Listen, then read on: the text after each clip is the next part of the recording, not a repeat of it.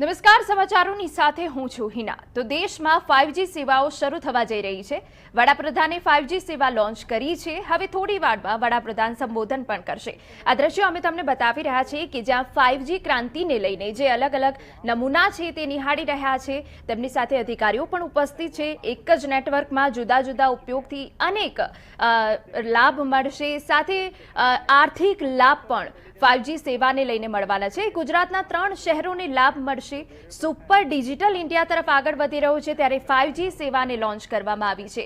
ભારતના digital transformation અને કનેક્ટિવિટીને નવી ઊંચાઈઓ પર લઈ જવા માટે વડાપ્રધાન એશિયાના સૌથી મોટા ટેકનોલોજી પ્રદર્શન ઇન્ડિયા મોબાઈલ કોંગ્રેસમાં ભારતમાં 5G સેવા શરૂ કરી છે। કાર્યક્રમમાં રેલવે પ્રધાન અશ્વિની વૈષ્ણવ, મુકેશ અંબાણી, कुमार मंगलम बिरला, सुनील भारती मित्तल सहितना पदाधिकारीओ पण हाजर रहेशे। थोड़ी वारमां हवे वडाप्रधान संबोधन पण करवाना छे। आ सीधा दृश्यो अमे तमने बतावी रह्या छे के ज्यां 5G ने लईने समग्र निरीक्षण वडाप्रधान करी रह्या छे।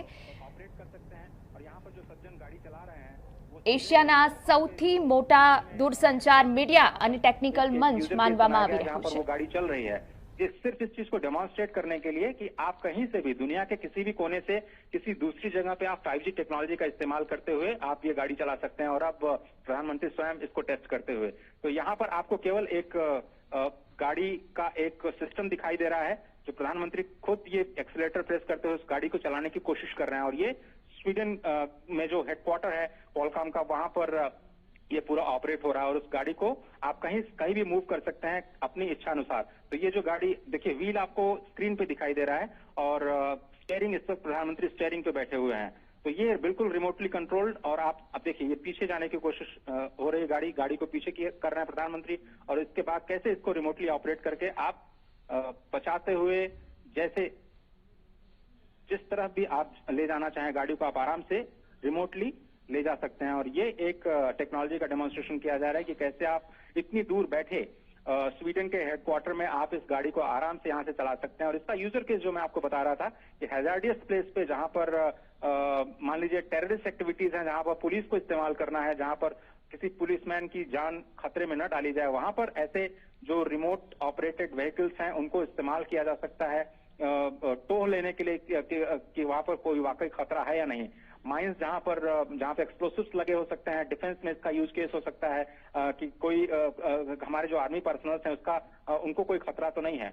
इसके बाद जो प्रधानमंत्री इस वक्त एरिक्सन के जो स्मार्ट मैन्युफैक्चरिंग फैसिलिटी है, इंडस्ट्री 4.0 जिसकी हम बात कर रहे हैं कि कैसे हम रोबोटिक्स का इस्तेमाल करेंगे, अब उसका एक डेमो दिया जाएगा। तो 5G टेक्नोलॉजी का डेमोन्स्ट्रेशन अभी आपने देखा थोड़ी देर पहले कि कैसे रिमोटली जो गाड़ी है उसको ऑपरेट किया गया। और अब ये फिलहाल अभी प्रधानमंत्री जो स्मार्ट मैन्युफैक्चरिंग है, इसको हम इंडस्ट्री 4.0 कहते हैं। इसमें रोबोटिक्स का इस्तेमाल किया जाता है हार्डवेयर को बनाने के लिए। उसका एक डेमोन्स्ट्रेशन दिया जाना था, लेकिन समय की कमी की वजह से अब शायद अगले स्टॉल की तरफ प्रधानमंत्री जाएंगे, क्योंकि आज बहुत ही महत्वपूर्ण दिन है। 5G का लॉन्च होना है।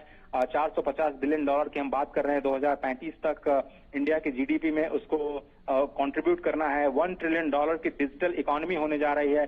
और उसमें सबसे महत्वपूर्ण हिस्सा जो है वो होने जा रहा है आत्मनिर्भर भारत का।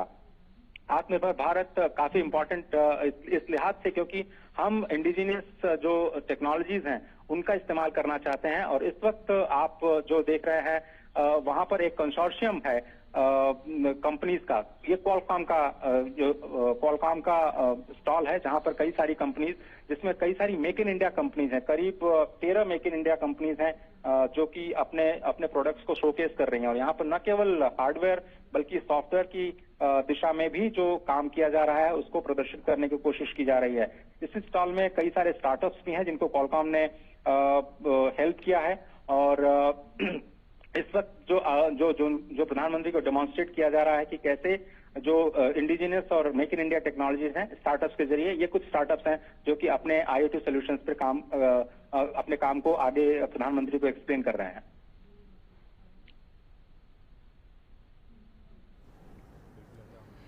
તો 5G શરૂ થવા પર સામાન્ય માણસોને પણ ઘણા બધા ફેરફાર થવાના છે. ભારતમાં પણ ઘણા બધા ફેરફાર થવાના છે. આનાથી લોકોનું કામ સરળ બનશે એટલું જ નહીં, મનોરંજન અને સંચાર ક્ષેત્રે પણ ઘણો બદલાવ આવશે.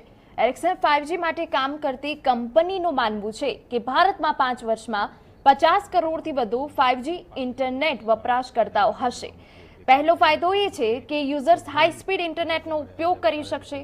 આ દ્રશ્યો પણ અમે તમને બતાવી રહ્યા છે.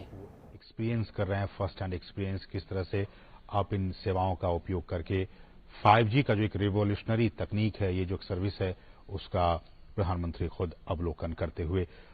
अजय, अगर मैं IoT की बात करूं, इंटरनेट ऑफ थिंग्स की बात करूं, कि यही सारी चीजें इंटरनेट ऑफ थिंग्स के तौर पे हम देखें, या फिर आने वाले दिनों में हम देख सकते हैं कि और भी IoT अलग अलग क्षेत्रों में, घर से लेकर दफ्तर तक और बाकी जगहों पर भी हम इसको रोल आउट होते हुए देख सकते हैं? बिल्कुल आपने सही कहा। ये जो रोबोटिक्स का अभी इस्तेमाल, अभी प्रधानमंत्री ने एक डेमो देखा कि किस तरह से आप रोबोटिक्स का इस्तेमाल कर सकते हैं। यहाँ पे एक बहुत ही अच्छा यूजर केस है जो कि स्मार्ट मीटरिंग का है।